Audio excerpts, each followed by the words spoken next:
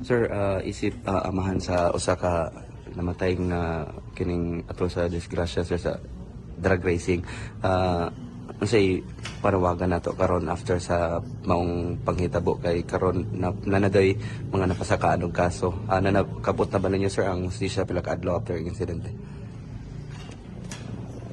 Ang akong panawagan nun sir nga makuha na mo ang hustisya nga sa pangitabuan niya. Ini nga sitwasyon karon. So karon sir, andam mo sa pasakag kaso. Mawag na siya sir para makapanubag po sila sa ilang himo. Si plano na to sir after ani since biyahe ba ni saan ni paingon? O uman ang makumpleto ang mga kinahanglanon na ni karong adlaw, ibiyahe na siya. Kung mahuman na karong adlaw. Sabay gini sila duha. O sabay ba? Sabay na silang duha. Okay. So sa ilang tuyo diri sa Davao, asa sila nag boarding house sa sila? O boarding house. Boarding house. Boarding house. Diri gyud sila na ginabuhi. O dito sir. Usay plano po sir sa ilang 2 anyos nga anak. Wala pa plano kay wala pa man kauli. Mag-istorya pa mi dito ini abot. Sabot. Sabot pa. Oh. Pero possible naanad ang bata sa side sa mama. Oh, dito. Maningandan. Gamay pa. Pagkatao, nana siya. Sir, say panawagan nimo sa LGU karon sa Davao sir, especially sa pamilya Duterte karong diri man inahitabo sir. Diri man inahitabo ang insidente. Ako panawagan mo sa LGU sa Davao nga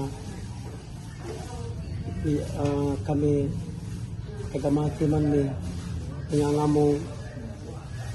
among anak diri nga nananginabuhi sa tarong nga nabiktima ng mga ang tawhanan.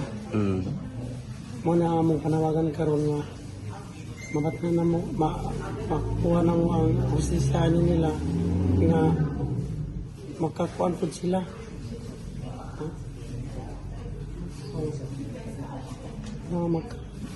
Makapanubag po sila nga sitwasyon nga ilang himo karon nga dili maayo.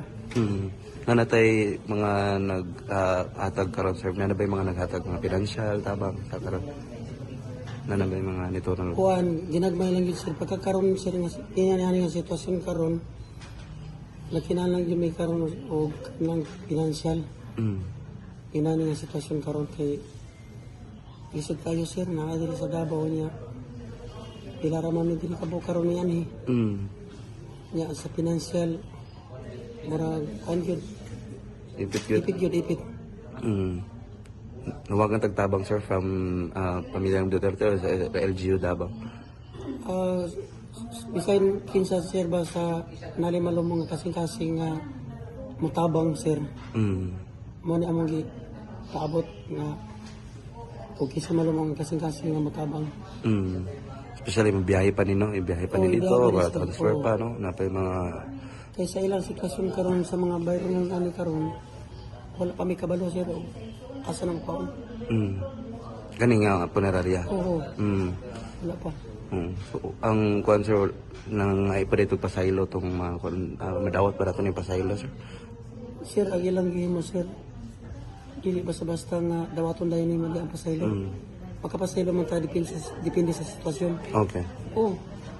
Inani nga sitwasyon karon di man basta-basta nga dawaton dayon mo laro ang pagpasaylo. Dapat sila mo kuan yun manubag og boto na dapat gani sila mo abaga aning mga kuan na. Tinog. Tinog yun kay sila mahinungdan. Ang inabuhi namin nga kuan pinarong. Nadamay sa ilang mga binuang ba? Okay.